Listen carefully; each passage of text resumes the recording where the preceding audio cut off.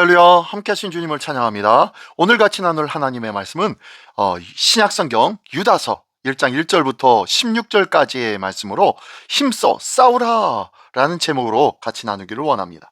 자, 오늘 본문에서는요, 자, 유다서인데요, 유다, 가룟 유다가 아니고요, 예수님의 형제 중에 하나였던 유다입니다. 예수님의 동생이죠. 예수님의 동생 이 유다가 사도들의 가르침이 희미해질 때쯤에 공동체로 은근히 들어오고 있었던 이 거짓 교사들의 교훈들을 경계하고 분별하도록 편지로 교훈하는 내용이 오늘 본문의 말씀입니다.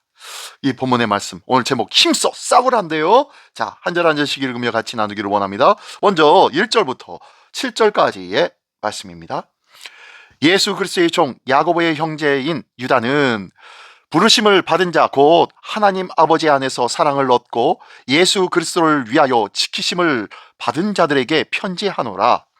긍휼과 평강과 사랑이 너희에게 더욱 많을지어다. 사랑하는 자들아, 우리가 일반으로 받은 구원에 관하여 내가 너희에게 편지하려는 생각으로 간절하던 차에 성도에게 단번에 주신 믿음의 도를 위하여 힘써 싸우라는 편지로 너희를 권하여야 할 필요를 느꼈노니 이는 가만히 들어온 사람 몇이 있음이라. 그들은 옛적부터 이 판결을 받기로 미리 기록된 자니 경건하지 아니하여 우리 하나님의 은혜를 도리어 방탕한 것으로 바꾸고 홀로 하나이신 주제 곧 우리 주 예수 그리스도를 부인하는 자니라. 너희가 본래 모든 사실을 알고 있으나 내가 너희로 다시 생각나게 하고자 하노라.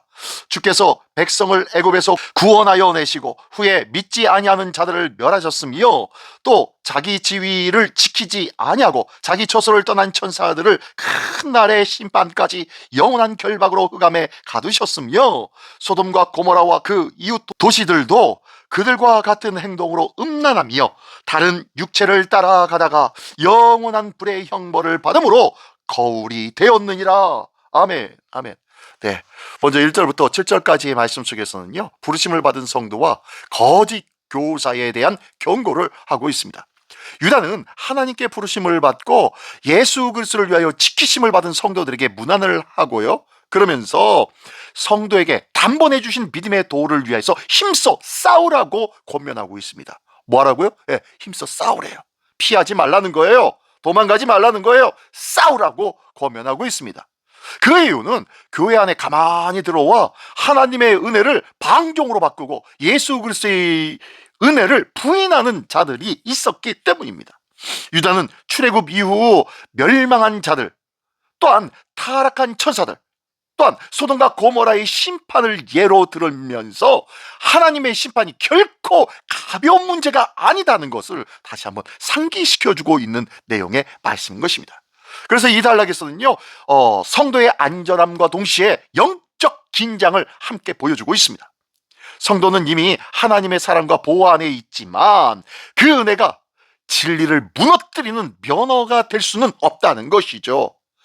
믿음은 시대마다 새롭게 정의되는 것이 아닙니다. 하나님께서 이미 완성하여 맡기신 거룩한 유산이 바로 믿음이라는 거예요. 하나님의 심판은 과거의 사건을 통해 이미 분명히 드러나고 있는 하나님의 공의가 아니겠습니까? 오늘의 성도들의 삶 또한 은혜라는 이름으로 죄를 합리화하지 않기를 원합니다. 복음을 지키는 책임을 다시 한번 붙들어야 한다는 것이에요.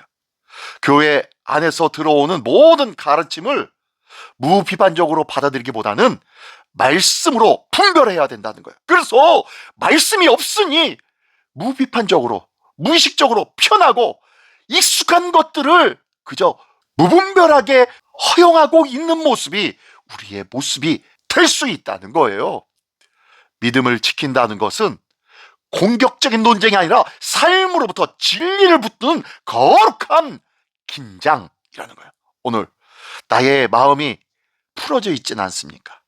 나의 마음이 긴장하기를 원합니다. 이것이 바로 거룩한 긴장이라는 거예요. 자, 말씀 한번 계속 볼까요? 8절부터 마지막 16절까지의 말씀입니다. 그러한데 꿈꾸는 이 사람들도 그와 같이 육체를 더럽히며 권위를 업신여기며 영광을 비방하는도다. 천사장 미가엘이 모세의 시체에 관하여 마귀와 다투어 변론할 때에 감히 비방하는 판결을 내리지 못하고 다만 말하되 주께서 너를 꾸짖으시기를 원하노라 하였거늘 이 사람들은 무엇이든지 그 알지 못하는 것을 비방하는도다. 또 그들은 이성 없는 짐승같이 본능으로 하는 그것으로 멸망하였느니라. 화 있을진저 이 사람들이여 가인의 길에 행하였으며 삭설 위하여 발람의 어그러진 길로 몰려갔으며 고라의 패역을 따라 멸망을 받았도다. 그들은 기탄 없이 너희와 함께 먹으니 너희의 애찬의 암초요 자기 몸만 기르는 목자요 바람에 불려가는 물 없는 구름이요 죽고 또 죽어 뿌리까지 뽑힌 열매 없는 가을 나무요 자기 수치의 거품을 품는 바다의 거친 물결이요 영원히 예비된 캄캄한 흑암으로 돌아갈 유리하는 별들이라. 아담의 7대 손 에녹이 이 사람들에 대하여도 예언하여 이르되 보라 주께서 그 수만의 거룩한 자와 함께 임하셨나니 이는 무사람을 심판하사 모든 경건하지 않은 자가 경건하지 않게 행한 모든 경건하지 않은 일과 또 경건하지 않은 죄인들이 주를 거슬려 한 모든 악한 말로 말미암아 그들을 정죄하려 하심이라 하였느니라. 이 사람들은 원망하는 자며 불만을 토하는 자며 그 정욕대로 행하는 자라. 그 입으로 자랑하는 말을 하며 이길 위하여 아첨하느니라. 아멘 아멘. 네, 두 번째 말씀은요 거짓 교사의 실체와 그 모습을 보여주고 있습니다. 그리고 그들을 향한 확정된 심판을 말씀해주고 있는데요, 유다는 거짓 교사들이 권위를 멸시하고 육체를 더럽히고 또한 알지 못하는 것을 함부로 비방하는 자들이라고 밝히고 있어요. 하나님의 말씀을 알지도 못하면서 함부로 인간적인 생각으로 판단하고 비방하는 자들이 거짓 교사요 사망으로 이끄는 교훈을 베푸는 자라는 거예요. 그들은 가인과 발람과 고라의 길을 따르면서 교회 공동체 안에 암초와 같은 존재가 된다고 말하고 있습니다. 유다는 에녹의 예언을 인용하면서 경건하지 않은 말과 행위로 하나님을 대적하는 자들 위에 임할 주님의 심판을 선포하고 있습니다. 그들의 특징은 뭐예요? 원망과 불만과 욕심과 아첨이었다는 것이죠. 이 단락에서 거짓 교사들의 문제는 단순한 교리적인 오류가 아니라 삶의 방향성이 문제라는 거지요. 하나님을 두려워하지 않은 마음, 결국 말과 행동으로 드러날 수밖에 없다는 거예요. 에녹의 예언은 하나님의 심판이 막연한 가능성이 아니라 이미 확정된 주님의 오심을 강조하고 있습니다. 하나님은 오래 참으시지만 결코 불의를 외면하지 아니하시고 기억하신다는 거예요.